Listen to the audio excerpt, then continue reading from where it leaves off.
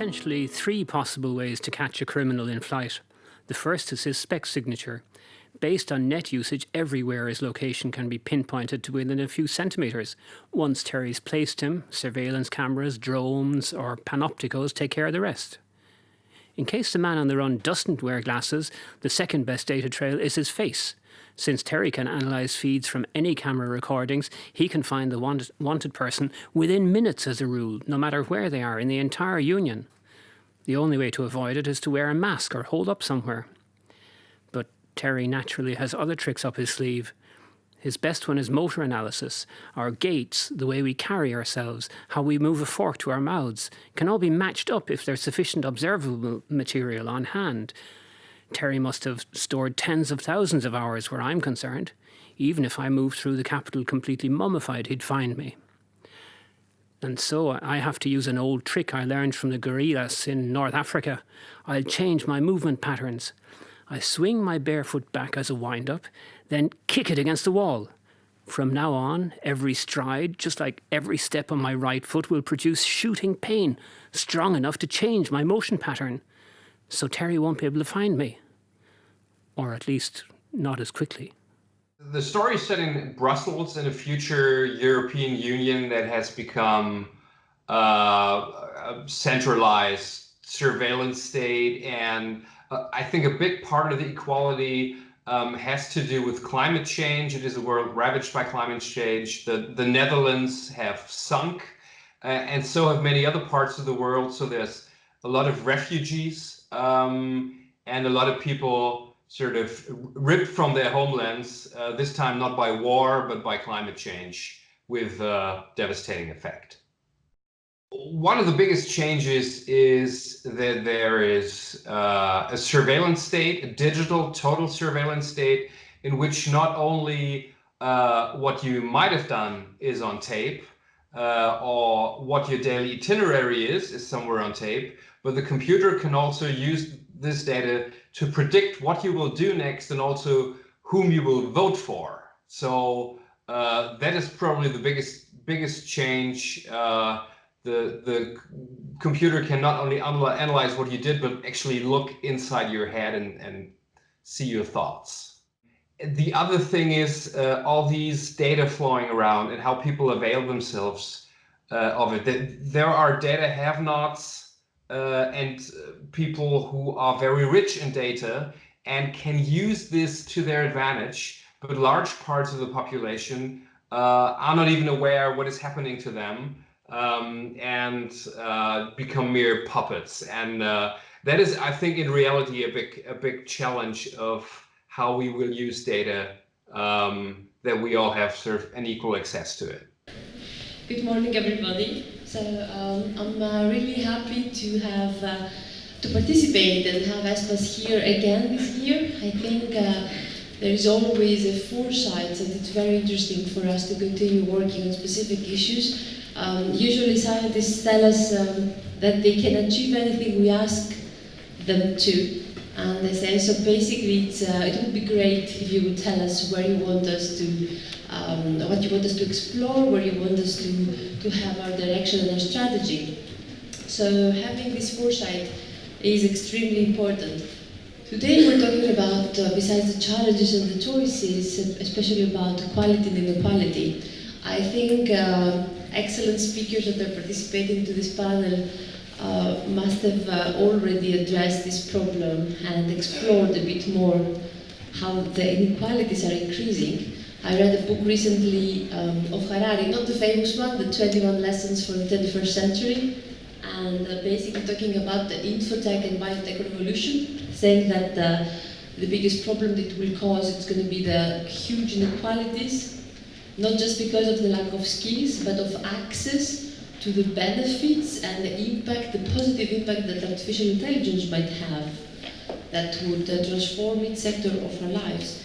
So I think it's really important to understand that in the global race to achieve artificial intelligence and basically growth and the new challenges, Europe could be the champion and the leader of having a good cause, of using artificial intelligence for good, and make sure that the inequalities in Europe will not increase. which would not basically be the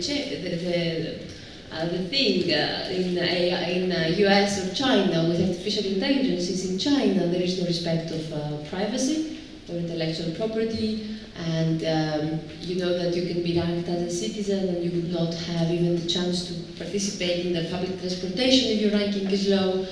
In US, you have the big players concentrating data and a lot of money going on to the big companies, but at the same time, the inequalities are still increasing. So I think in Europe what we can achieve is quality for the citizens. So I would start this dialogue with our speakers and present them with their bio. Just a few things, because you can actually read about them. They have achieved many things. I will start with Sergio Bitar, who is a Chilean politician and engineer, so a colleague basically in both things. He was awarded the gold medal from the Institute, the engineers, the Kaili, and the O'Donnell Democracy Award and Lectureship in 2017. And he serves as the president of the Chilean Council for Prospective and Strategy. He's also working in DC for Global Trends and Future Scenarios Initiative, so exactly to the point of our discussion today. And also a vice president of the board of advisors of the International Institute for Democracy and Electoral Assistance in Stockholm. I think elections there are still safe. He served as a minister of mining under President Allende. So I bet he can give us an incredible perspective of how things changed, and from another side of the world that we have less experiences and understanding. And he was one of the founders and president of the Party for Democracy at the governmental coalition to Chile. So also a senator, he had a big career in politics, Minister of Education under President Lagos, and Minister of Public Works under President Bachelet. He has published extensively on topics related to democracy, and also, of course, having a master's degree from Harvard. I think this would conclude some of the things that his CV includes. Maybe I should talk about all our speakers, and then I have some first questions for you. So, Ms. Cinzia Alcidi is a senior fellow at the Center for European Policy Studies in Brussels, where she leads the Economic Policy Unit, and a fellow at the School of European Political Economy. She's also coordinator of CEPS academy activities, and before that at the International Labour Office in Geneva. So I think it's where ILO is based, and ILO has been talking a lot about the inequalities of digital skills and how this time they're actually increasing, while in the past you heard about ATMs and you thought the bankers would lose their jobs, but actually we had more jobs coming because we needed to help with the digitalization and make sure the citizens will appreciate the new technology. She also holds a PhD in International Economics from the Graduate Institute of International and Development Studies of Geneva, and taught International Economics at the University of Perugia. Dr. Heather Grabbe, Dr. Grabbe, is the director of the Open Society European Policy Institute in Brussels, a senior advisor to the European Commission for Enlargement with Olli Rehn, and responsible in his cabinet for the Balkans and Turkey. So we would have basically a global perspective today. Her writing has appeared in Financial Times, New York Times, Wall Street Journal, The Guardian, among others. And also before joining the Commission, she was working for the Deputy Director for the Centre of Economic Reform, a London-based think tank. I would say that her publications include Defending European Values in Poland and Hungary, and The Closing of the European Mind and How to Reopen It are some of her publications. I will end with Stijn Hoorens, Director of RAND Europe's office in Brussels, a non-for-profit research organization to improve policy and decision-making through impartial research and analysis. Before that, he held research positions at Delft University of Technology and also at the Netherlands for applied scientific research, and has led and designed numerous policy studies advising EU and various national governments. His research are broad, of course, about labour markets and new technologies. So thank you for joining us. I would start with Sergio Bitar, and I will ask him first question that I think would start basically this interesting discussion. So what kinds of inequality, economic inequality, social inequality, political inequality, do we need to address first? Because we will definitely need to address all of them. But what are the most urgent now, and how do you believe that might change looking into the future, since it's growing rapidly? Thank you. I have to thank first for this invitation. I think that from a Latin American perspective, one can add some elements for the discussion that you are having of the future of Europe. And I must congratulate also the quality of the work that has been done on Europe 2030. For many other countries, that's a very brilliant document in terms of the synthesis of the main problems. And I would like to say that I think that for favoring democracy, not only in Europe, but in other parts, I'm speaking about Latin America, it's very important to strengthen the capacity to do oversight. So if I could send a message now, I would say that it would be very important to see how Europe can be linked to Latin America in terms of strengthening the capacity to do foresight and organization within governments and parliaments in order to improve the capacity to govern and the quality of governance. Having said that, and going to your question, it depends a lot on the level where you are. If you have high levels of poverty, the main problem is a material problem. So if you take the world in general, Europe is an exception, you will see that you have larger parts of the population under the poverty line. In the case of Latin America, it has begun declining, but in the last 5 years, 6 years, it has stabilized at a 30% level. Some other countries, mine is much lower, it's below 10%, but the average is 30%. So in that case, the nature of the fighting is for improving the quality of life on the side of incomes and services. If you are moving up and the middle classes are growing in size, then the issue of inequality as a political issue becomes much more important. And in that sense, I would say that for democracy, as I see, one of the main problems would be inequality. And as far as people grow in consciousness about this problem, expectations grow, the interconnections of the world increases, so you will have this problem to become a major difficulty, and you cannot keep it aside saying, well, of course climate change added to inequality are the two main challenges. And I think those are the two that will change the structure of decision making and political war. So that was one point that I wanted to mention. So if you look at 2030, inequality will continue to be very high.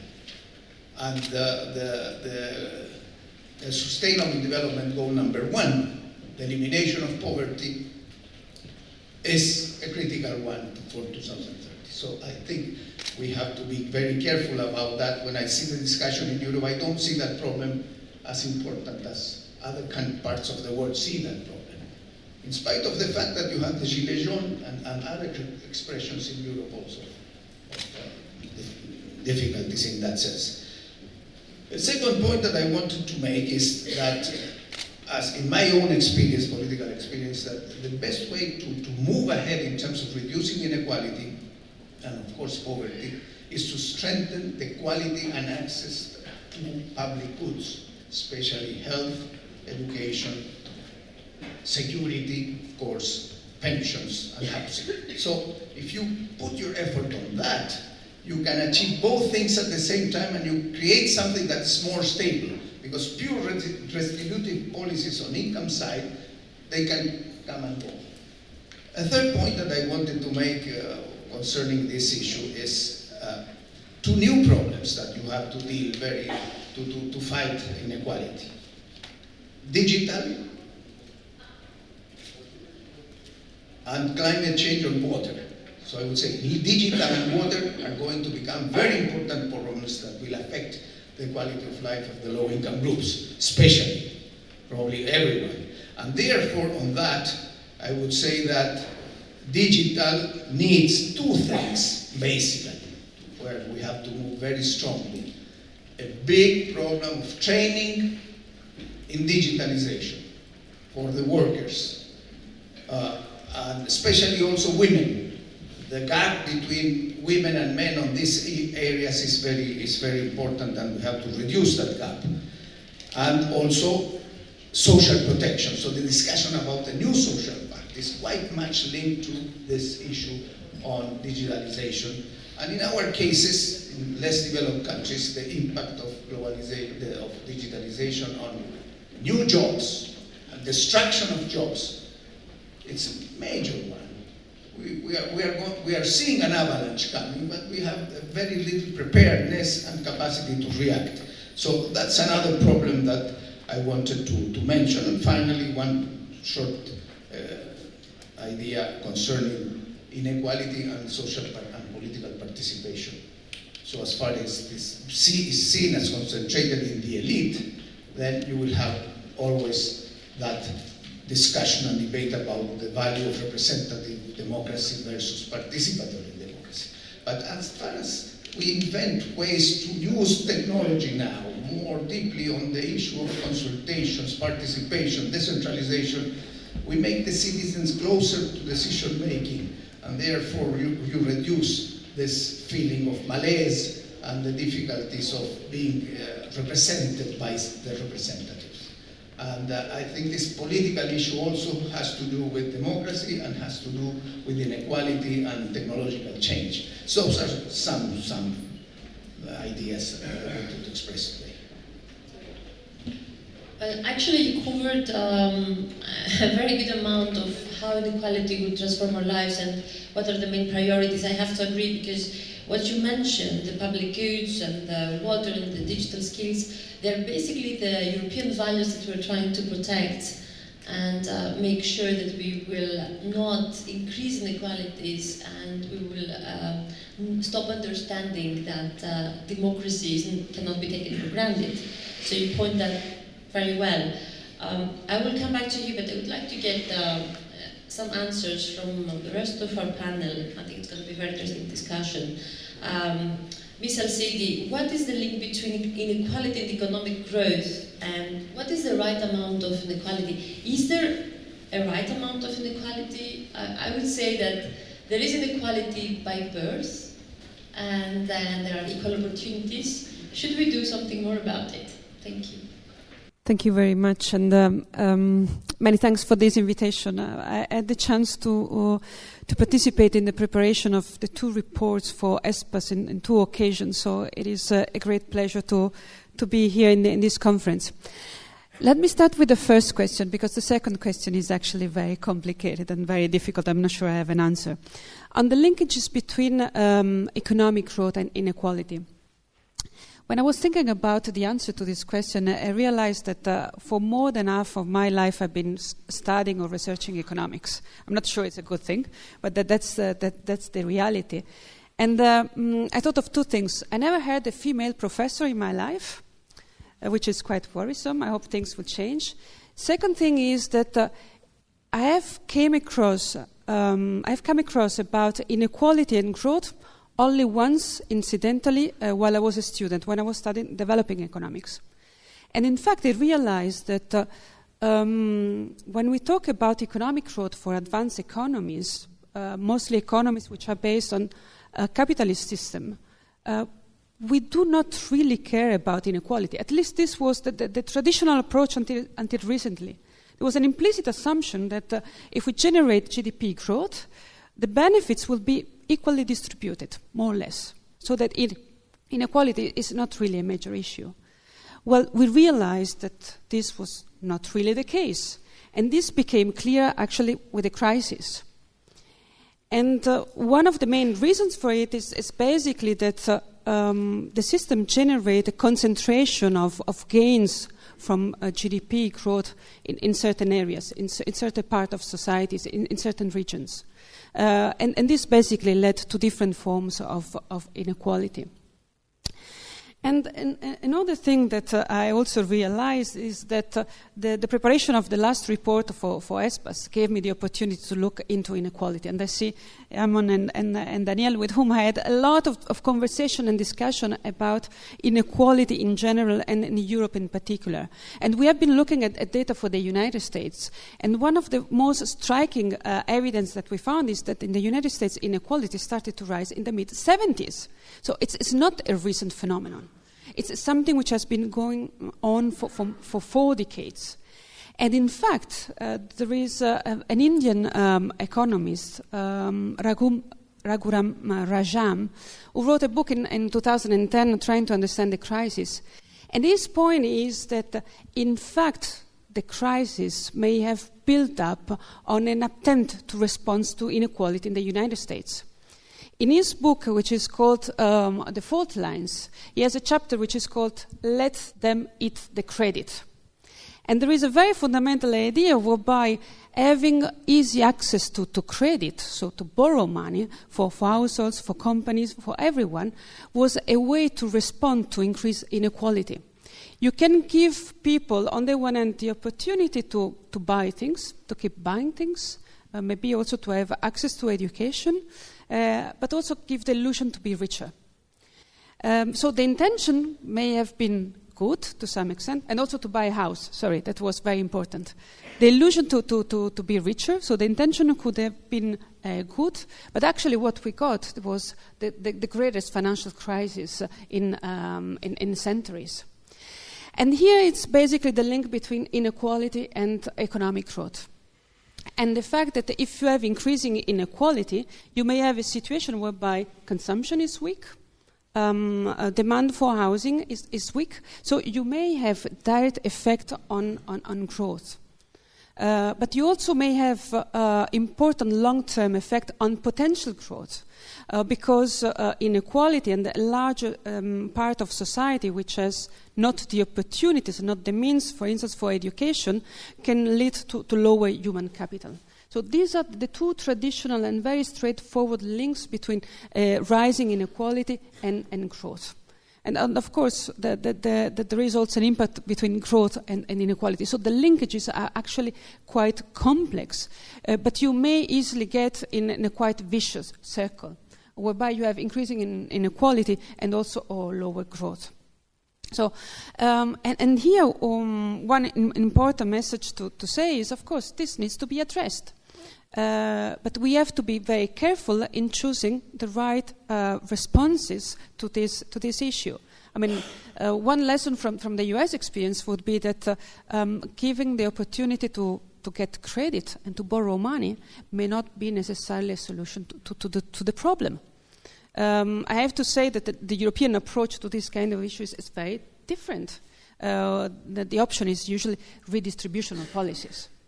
Which is a concept which is very different. I think I would stop here. Just one word on the right amount of inequality. I think it's very difficult to give an answer to this question. But there are two dimensions. Increasing inequality is not good for growth. Increasing inequality could lead to a situation of political inacceptability. So that are the two dimensions. One is economic and one is a political. Both of them are crucial. Thank you. Thank you so much. Yes, inacceptability, I would say it's a very polite way to say it. I would say it could create an anti-systemic movement that could affect also political results and democracy. And I think we had an idea of how that might look like. I will come back to you again, but I would like to ask Mr. Hoorens about the digitalization that we said can increase inequalities, but also might improve things. And it could also lead to less jobs, but maybe different kind of jobs.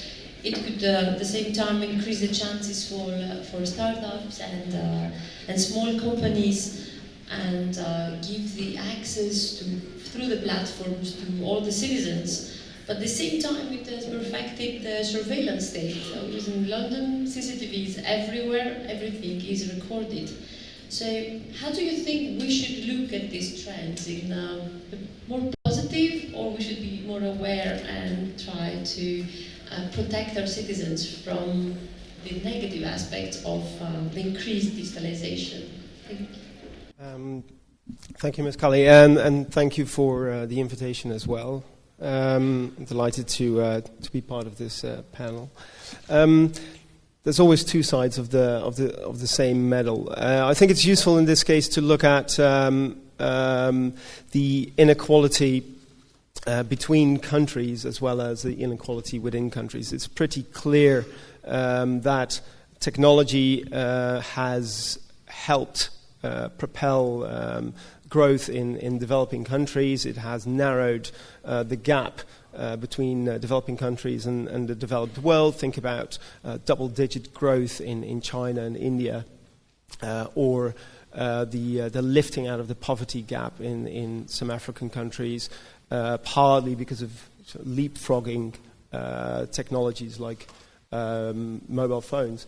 Where it becomes more muddy is the inequality within countries. There is you refer to the the benefits to SMEs and new startups, which is true if you think of it in the context of, say, business concentration. But of course, it's the venture capitalists and the investors that primarily reap the benefits of those investments. So the benefits accrue disproportionately amongst the already wealthy. And then the aspect of labour, I think, is quite crucial. There's a heavy debate on whether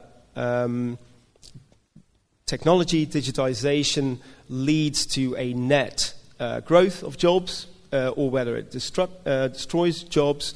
There's the technology optimists like James Besson, for instance, who brought up the famous ATM example that you referred to earlier, who argue that yes, technology improves productivity and eventually creates demand, and therefore it has a positive net effect on the number of jobs. The technology pessimists, on the other hand, like Bryn Johnson and Krugman, they argue that it's primarily a replacement effect of automation. But what's more crucial, of course, is the distributive effects of technology, and there it's useful to look at skills. And the evidence is pretty straightforward there. Historically, if you look at how automation has reduced demand for manual labor, and eventually, and also all projections point in the same direction, that eventually the demand for high-skilled labor will increase, and for low-skilled labor will drop. There's going to be an increased demand for non-routine, complex problem-solving skills and intuitive and creative intelligence. And that is, that's the very crux of the polarizing effect of technology. I think you also refer to some of those other dimensions of inequality that Mr. Bitar already referred to. For instance, access to the democratic process. A few years ago, I remember at the time of the Green Revolution in Iran and the Arab Spring, there was lots of promise and excitement, actually, about how social media could really empower individuals. But we've seen a similar backlash at the same time. You refer to the surveillance state and the use of these same technologies by autocratic regimes against their own people. There's some glimpses of hope. The European Parliament elections had a record high turnout, primarily because of the turnout of younger voters. Whether that is the consequence of this, the use and the increased civic engagement fueled by social media, I think is a question. We don't really have a counterfactual. We don't know what would have happened otherwise. And the evidence is fairly limited. I think a crucial point in my view, and it dawned to me with the interesting video from Hillenbrand book, who referred to the unequal access of data that will become a big problem in the future. I think there's another element to this that I believe is potentially even more fundamentally problematic, and that's the unequal protection of data. So that could even lead to a new, say, dimension of inequality, and that is the privacy divide. Because most services and goods, or the online services in the digital era are free of charge, free of financial charge. They're of course not free of charge because we pay with our personal data, and it is the lower income groups that are more price sensitive or more sensitive to these free services, and therefore more willing to give up their personal data. And hence they'll be more vulnerable to targeting of tackling fraud through big data or predictive policing, and I think that's really a potential problem that we haven't really thought through yet. Thank you for that. You put interesting topics to open the discussion in a bit. I would say that, of course, there are new business models that are occurring. So you might get your iPhone for free as long as you have your GPS or geolocation always open and accessible. So it's a new business model because they are benefiting indeed by your data, but it could be your choice to do so. So maybe we should have a framework that we would protect the citizens that are unaware of how their data could be used and reused, and that could produce, for example, like exclusion from insurance companies or other ways of these businesses to make profit. So we have to be really smarter than that and think how they're making money if we are getting these devices for free. I will open it in a second. I would ask Mrs. Grabbe if, in her understanding, the social solidarity and justice is maintaining trust in democracy is indeed important. They say that artificial intelligence could actually get better results in justice than humans decide. Especially, they say, the judges, when they're hungry, they might get stricter punishments for citizens, while artificial intelligence could actually have access to more papers. It can read documents and provide us with more accurate answers. And do you think if there is a point where we have increased inequality, this could actually become also a risk to civic peace and affect democracy, as Mr. Bitar told us in the beginning? Thank you. There's no question that inequality has a massive impact on politics, and I think it can severely undermine democracy, both in terms of access to political processes, participation, the formal process of democracy, but also in the way that it undermines social cohesion and sense of common interest. And I think this is especially evident in Europe in the past 10 years, when we've seen the growth of populist parties campaigning on slogans which are designed to divide communities communities into hostile tribes, designed to give them a sense that they don't have a common interest because there are the haves and there are the have-nots. And they use the political but also the emotional power of inequality, which is essentially around unfairness, which is a very fundamental thing. If you've ever observed a 2-year-old at the table, what is the thing that gets the most upset? The perception that somebody else is getting something that they're not, that they're being deprived of something that was promised to them, they're somehow losing out. The emotional power of unfairness is hardwired into the human being. It's a really fundamental, it's a fundamental reaction. And populists have used it over the past 10 years in Europe they've exploited it in order to give a sense that there isn't a common interest. So, for example, think of the Front National arguing that the state is protecting only migrants, is only helping migrants and not helping les Français de souche. Think of inequality of access to jobs as one of the key appeals of the Lega Nord, arguing that Italians go at the back of the queue when it comes to jobs. Think about the arguments of the AfD, Alternative für Deutschland, on cultural marginalization and the idea that somehow Germans are strangers in their own country. And, of course, everybody here will be aware about the arguments of all of these parties against the Brussels elites, and the idea that somehow there's a fundamental unfairness, that the unelected bureaucrats on the gravy chain, etc., etc.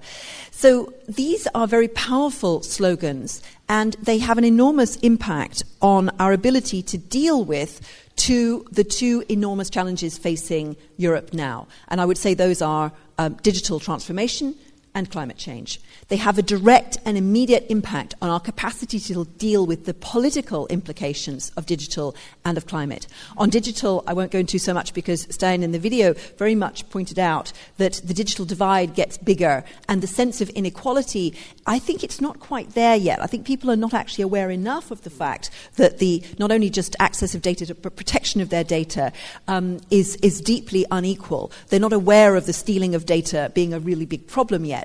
But there is a sense of lack of access to technology and, of course, the jobs issue that we've discussed. And, in fact, coming up with good solutions, good policies to manage an effective and transformative digitalization process is actually limited by inequality itself, because of the fact that people have unequal access to understanding, simply comprehending what the issues around digitization are. It's presented to them just as a matter of either the robots are coming to take your jobs or the elites will benefit and you won't. And it completely disempowers people from taking part in political processes to help to shape the future of data protection, to shape the future of automation. So this disempowerment of people by having lack of access to information understanding about digital is itself a huge political problem. And finally, on climate, this is the ultimate, because climate is going to be, we have a huge choice to make as human beings, not just as Europeans, but as human beings. We can go into resource grabbing, essentially those who have resources trying to grab more, be that land, be that water, as we were reminded just now, be that access to decent places to live, access to habitat, essentially. Or we can try to come up with a new system which goes beyond the limits of neoliberal economics, which has failed to address inequality, as Cinzia pointed out, and tries to actually present a new deal of some kind that marries together the idea of fairness with climate transition. The concept of the just transition, of the fair transition, is absolutely fundamental to making positive politics of climate work. If it becomes about the armed lifeboat, those who can grab what they've got, they get into their lifeboat and they shoot at all the others, we are lost as a species. Our planet is lost.